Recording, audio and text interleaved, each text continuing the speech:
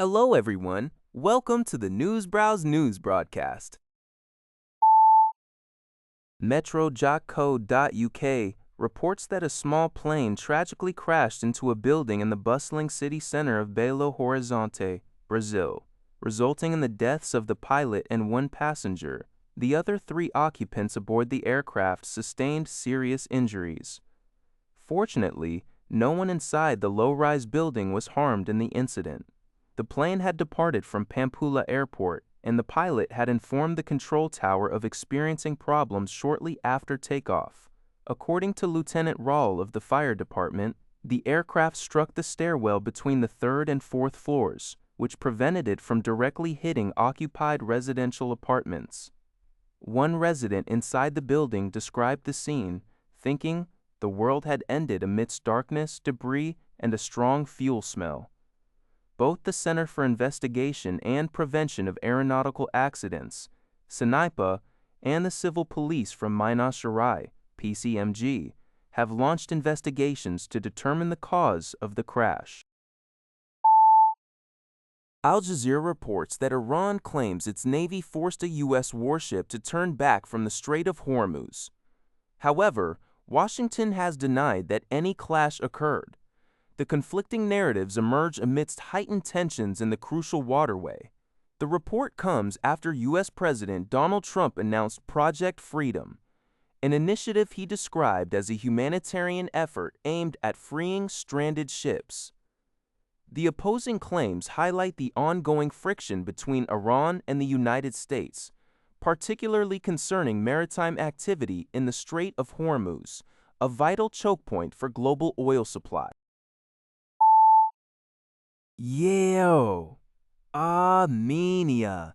European leaders stated on Monday, as reported by NBC News, that U.S. President Donald Trump's unexpected decision to withdraw thousands of U.S. troops from Germany serves as fresh evidence that Europe must take greater responsibility for its own security. While the Pentagon initially announced a withdrawal of 5,000 troops, Trump indicated a larger reduction.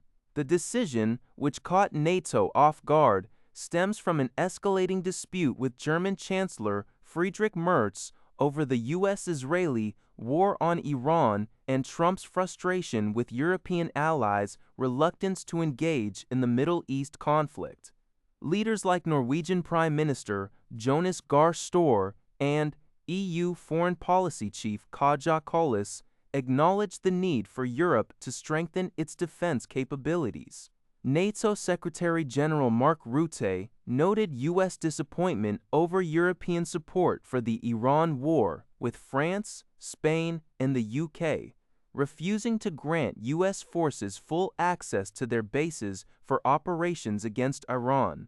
European nations are now implementing bilateral basing agreements and pre-positioning key assets, signaling a shift towards a more independent European defense posture. Trump's broader disagreements with the EU, including threats of increased tariffs on European-made cars, further underscore the growing divergence in transatlantic relations.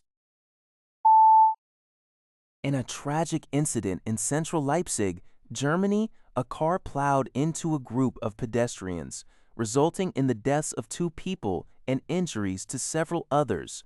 Police have confirmed that the driver of the vehicle has been arrested.